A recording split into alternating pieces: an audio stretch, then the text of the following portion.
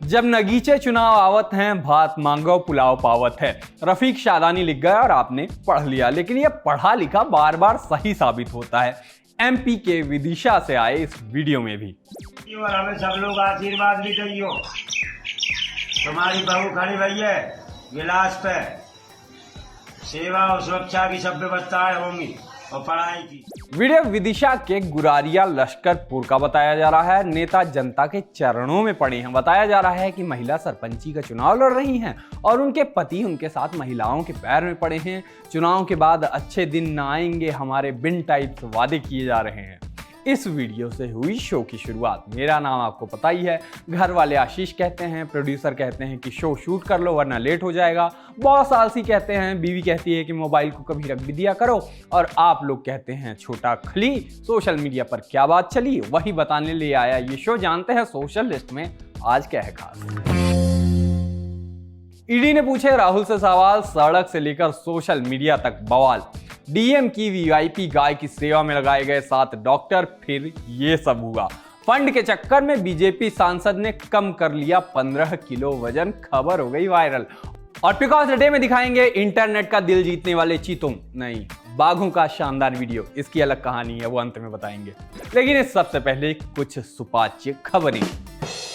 पहली खबर असम से सामने आई। पुरानी फिल्मों में आपने वो सीन देखा ही होगा जिसमें किसी प्रेग्नेंट लेडी का बच्चा गुम हो जाने पर अस्पताल में नर्स उसे दूसरे का बच्चा दे देती थी।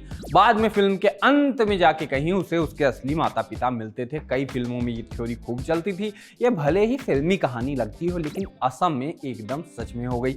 असम के बारपेटा जिले में हुआ कुछ ऐसा कि एक महिला के बच्चे की मौत पैदा होते ही हो गई। इसके बाद अस्पताल के कर्मचारियों ने गलती से उसे दूसरे का बच्चा दे दिया। ये गलती माओ के नाम के कारण हुई। दोनों का नाम नजमा था। एक का नाम था नजमा खानम और दूसरी का नजमा खातून। मामला मई 2019 का है। खातून के बच्चे की मौत पैदा होते ही हो गई। इसके बाद अनजाने में अस्पताल के कर्मचारियों ने खानम का बेटा खातून को दे दिया। बाद में खानम के परिवार वालों ने कहा कि हमारा बच्चा हेल्दी था और उन्होंने शिकायत दर्ज करवाई। मामला करीबन 2 साल कोर्ट में चला और फिर डीएनए जांच से आखिरकार उनका बच्चा उनको मिला और खबर जो है वो वायरल हो गई। एक खबर एमपी से आई। यहां उज्जैन से बीजेपी सांसद अनिल फिरोजिया के साथ नितिन गडकरी ने अपने जाने पहचाने अंदाज में मौज ले ली। दरअसल अनिल फिरोजिया को उज्जैन के विकास के लिए फंड चाहिए था, इसलिए वो केंद्रीय मंत्री नितिन गडकरी के पास गए और कहा कि उन्हें फंड चाहिए। गडकरी ने कहा कि अगर फंड चाहिए तो पहले थोड़ा वजन कम कीजिए। नितिन ने अनिल से कहा कि हर 1 किलो वजन कम करने के लिए 1000 करोड़ का फंड दूंगा। इसके बाद अब अनिल ने जो किया वो वायरल है। नितिन गडकरी की बात अनिल के दिल में एकदम वैसे उतर गई जैसे खाने की बात मेरे दिल में और पेट में, क्रश की बात प्रोड्यूसर के दिल में और पीएम मोदी की बात भतेरे समर्थकों के दिल में उतरती है। नितिन की बात को सीरियसली लेकर अनिल रोज कसरत करने लगे, रोज ओपन जिम जाते और मेहनत करते। उन्होंने 4 महीने में अपना 15 किलो वजन कम कर लिया। अब उन्होंने नितिन गडकरी से कहा है कि वो वादे के मुताबिक उनको 15,000 करोड़ रुपए का फंड दें। अनिल ने तो अपना वजन कम कर लिया। अब देखना है कि नितिन गडकरी अपनी जेब का वजन कम करते हैं या नहीं। एक फोटो मिजोरम से सामने आई। फोटो एक ट्रैफिक सीन की है। फोटो में सड़क पर कई सारी कारें और बाइक एक लाइन में खड़ी हैं। फोटो मिजोरम टूरिज्म ने शेयर की और लिखा कि आइजॉल में आज का ट्रैफिक सीन, जहां अनुशासन मानवता से मिलता है। इतना अनुशासन देख के लोग एकदम खुश हो गए। कह रहे हैं कि नोएडा और बेंगलुरु वाले भी इसको फॉलो कर पाएंगे क्या। और वहीं कुछ एक लोगों ने ये भी कहा कि नियमों का पालन करने में नॉर्थ ईस्ट के लोगों का कोई सानी नहीं है। वैसे हमारे यहाँ नोएडा में तो इतना अनुशासन बस एक ही लाइन में मिलता है। जिनको पता है उनको पता है कि हम मेट्रो लाइन की बात कर रहे हैं। एक फोटो और चली। फोटो ट्रेन की है और उसमें एक छोटा बच्चा ट्रेन की बोगी साफ करके कचरा इकट्ठा कर रहा है। शेयर करते हुए यूजर ने लिखा कि एक छोटा सा बच्चा पैसे कमाने के लिए ट्रेन में कोच साफ कर रहा है। क्या आप एक्शन ले सकते हैं कि आखिर ट्रेन वर्कर्स कोच की सफाई क्यों नहीं कर रहे हैं? इस बच्चे का भी ध्यान रखें। ट्वीट पर लोगों ने रेलवे को टैग करके सवाल पूछे। जब पूछे ये ट्वीट काफी चला, लेकिन इस ट्वीट पर आए रेलवे के अलग अलग विभागों के रिप्लाईज पर लोगों की हंसी छूट गई और उसके स्क्रीनशॉट चले। सबने पल्ला एक दूसरे पर झाड़ दिया। यूजर के फोटो पर सबसे पहले रेलवे सेवा ने रिप्लाई किया। रेलवे सेवा ने नॉर्थ सेंट्रल रेलवे को टैग करते हुए पूछा, तो उसने इस पर नॉर्थ सेंट्रल रेलवे के झांसी डिवीजन आरपीएफ को टैग कर दिया। इसके बाद झांसी डिवीजन आरपीएफ ने आरपीएफ ओराई को टैग कर दिया। मतलब एकदम अगले काउंटर पर जाओ टाइप का मामला हो गया। चलिए शो में आगे बढ़ते हैं, चलते हैं आज के दिन के और बड़े ट्रेंड्स की ओर। सोमवार को नेशनल हेराल्ड केस मामले में राहुल गांधी ने जांच एजेंसी ईडी से, मतलब ईडी ने राहुल गांधी से पूछताछ की। एकदम उल्टा बोलने वाला था मैं, इसीलिए लोग ट्रोल होते हैं, मेरे जैसे एंकर्स होते हैं जो पता नहीं आप लोग कहां से ले आते हैं ऐसे एंकर्स। खैर, इस कार्रवाई का कांग्रेस ने जमकर विरोध किया। कई बड़े नेता दिल्ली आए और यहां प्रदर्शन वगैरह किए। इस पर पुलिस ने उन्हें हिरासत में भी ले लिया। इस प्रदर्शन के वीडियो भी खासे चले। एक वीडियो यूथ कांग्रेस के अध्यक्ष श्रीनिवास का भी चला। ग्राउंड के साथ साथ सोशल मीडिया पर भी मामले को लेकर खासी हलचल नजर आई। ट्विटर पर राहुल गांधी और नेशनल हेराल्ड केस ट्रेंड कर रहा है। मामले पर दो राय हमेशा की तरह देखने को मिली। कुछ लोगों ने कहा कि सरकार अपने विरोधियों की आवाज दबाने के लिए केंद्रीय एजेंसियों का सहारा ले रही है। वहीं कुछ ने कहा कि जब कुछ गलत नहीं किया तो फिर डरना किस बात का। पूरे मामले पर एक यूजर ने लिखा कि ईडी के सामने राहुल गांधी आज पेश हुए तो कांग्रेसियों का बेहद उग्र आंदोलन करने साबित होता है कि बंदे ने 500 करोड़ का घोटाला किया तो जरूर है। एक दूसरे यूजर ने लिखा कि राहुल गांधी से पूछताछ का लाइव प्रसारण करा दें, जनता को भी पता लगे कि सोनिया गांधी जी और राहुल जी कितनी ईमानदार हैं और मोदी जी बेवजह इनके पीछे पड़कर इन्हें परेशान कर रहे हैं। सच की आवाज देश भी सुनना चाहता है। एक तीसरे यूजर ने लिखा कि नरेंद्र मोदी जी ने 9 घंटे तक ईडी के सवालों का जवाब दिया था, वो भी पूरी शांति से, और वो भी तब जब वो सीएम थे। आज राहुल गांधी जी के ईडी के सामने जाने पर इतना हल्ला क्यों? वो तो एक सांसद मात्र है। वहीं कुछ एक लोग सपोर्ट में भी दिखे। इनकी संख्या तो देश में कांग्रेस के विधायकों से भी कम थी, लेकिन थी, लोग सपोर्ट कर रहे थे ऑब्वियसली कांग्रेस के समर्थक।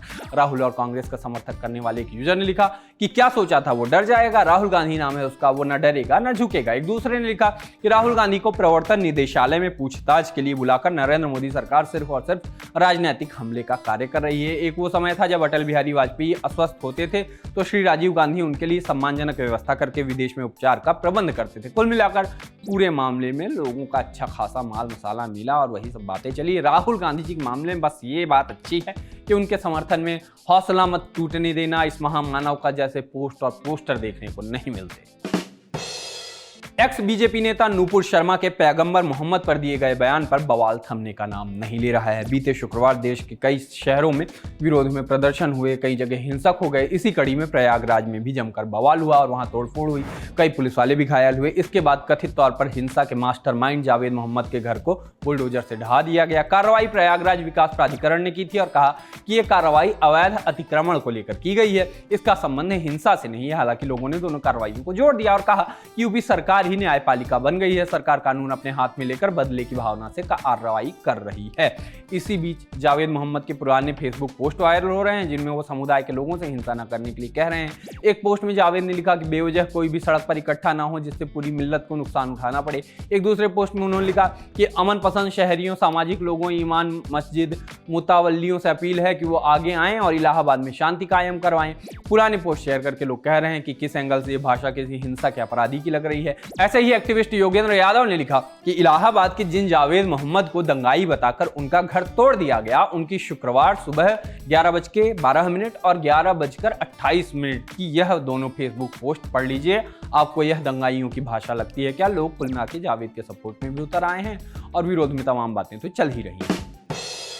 एक खबर यूपी से सामने आई। यहां पर फतेहपुर डीएम के कथित ठाट बाट के पूरे चर्चे इंटरनेट पर हो रहे हैं। पूरे इंटरनेट पर हो रहे हैं। एक दिन पहले जिले के मुख्य पशु चिकित्सा अधिकारी का एक आदेश वायरल हुआ। इसमें जिले की कलेक्टर अपूर्वा दुबे की बीमार गाय की देखभाल के लिए 7 अलग-अलग डॉक्टरों की टीम लगाने का आदेश जारी किया गया। मुख्य पशु चिकित्सा अधिकारी एसके तिवारी ने इस गाय की देखभाल के लिए सोमवार से रविवार तक 7 अलग-अलग डॉक्टरों की ड्यूटी लगा दी। 9 तारीख को जारी आदेश में लिखा गया कि इस काम में किसी भी तरह की शिथिलता माफी की योग्य नहीं है। अब वो इंटरनेट पर काफी वायरल हुआ। अब उसको देख के लोग तरह तरह के रिएक्शन भी दे रहे हैं ऑब्वियसली। मतलब सड़कों पर घूमने वाली बाकी गायों तक लेटर पहुंचा अगर गलती से तो वो भी गुस्सा ही जाती है और लेटर की कॉपी को खा ही जाती है। अल्टरनेट यूनिवर्स में सड़कों पर घूमने वाली बाकी गायों तक लेटर पहुंचा तो वो भी गुस्सा गई और लेटर की कॉपी को खा गई। प्रोटेस्ट के लिए लखनऊ जाने लगी। अल्टरनेट यूनिवर्स में राजधानी की तरफ उन गायों को कूच करता देख डीएम घबरा गई और फिर मामला बढ़ने पर डीएम ने पूरी बात से पल्ला झाड़ लिया। उन्होंने कहा कि ये उनकी छवि खराब करने की एक साजिश है। उन्होंने ना तो कोई गाय पाली है, साथ ही उन्होंने ये भी कहा कि जिले में अपने 1.5 साल के कार्यकाल में उन्होंने कभी सरकारी मशीनरी का दुरुपयोग नहीं किया। वैसे ये एकमात्र मशीनरी है जिसका उपयोग कम और दुरुपयोग ज्यादा होता है। मामला काफी चला। लोगों ने क्या लिखा, एक ने लिखा कि फतेहपुर की डीएम अपूर्वा हैं, कुत्ते से खुद प्यार करती हैं, अपनी गाय के लिए 7 डॉक्टर लगा रखा है, बकायदा सरकारी आदेश जारी हुआ है। एक दूसरे ने लिखा कि डीएम साहिबा के गाय के लिए 7 डॉक्टर हैं और यहाँ इंसानों के लिए औसतन 11,000 मरीजों पर सिर्फ 1 डॉक्टर है, बहुत नाइंसाफी है। एक ने लिखा कि जिले का डीएम वास्तव में राजा होता है, 3 ड्राइवर और 3 अर्दली तो ठीक है, 3 रसोईया, 3 खाना परोसने वाले, 3 कुत्ते पर, 3 गाय का चारा, दूध वाले गेट पर ड्यूटी, सुरक्षाकर्मी, 3 सफाई, 3 बच्चों को स्कूल लाने वाले, खिलाने वाले, कुल 30 से 50 आदमी। चलिए अब शो में आगे बढ़ते हैं, हम बात करते हैं पिक ऑफ द डे की। और पिक ऑफ द डे में आज बात बाघों के एक वीडियो की। सोशल मीडिया पर बाघों के एक झुंड का वीडियो खासा वायरल है। इस वीडियो में बाघों का एक ग्रुप सड़क पार करता हुआ दिख रहा है, साथ ही आसपास में सफारी का मजा लेने आए लोग कैमरे में इस खूबसूरत पल को कैद कर रहे हैं। कमाल की बात यह है कि इस ग्रुप में 2-3 नहीं बल्कि एक के बाद 6 बाघ लाइन से चलते रहते हैं। वीडियो खासा वायरल है और इस पर लोगों का एकदम दिल आ गया है। लोग कह रहे हैं कि उन्होंने पहली बार इतने बाघ एक साथ देखे हैं। और रवि पारिक ये नहीं चाहेंगे कि मैं बताऊं, लेकिन रवि पारिक को चीते और बाघ में अंतर नहीं पता। उस आदमी ने इन बाघों को चीता लिख दिया था। सोचिए, ऐसे लोग हैं जो चीते और बाघ में अंतर नहीं जानते। इसीलिए बाघों के ऐसे वीडियो आते रहने चाहिए और उनको पिक ऑफ द डे में दिखाते रहना चाहिए, ताकि हमारे प्रोड्यूसर रवि जैसे लोगों को पता चले कि वो चीते नहीं हैं, वो बाघ हैं। कल फिर होगी मुलाकात, तब तक के लिए हम चले टाटा।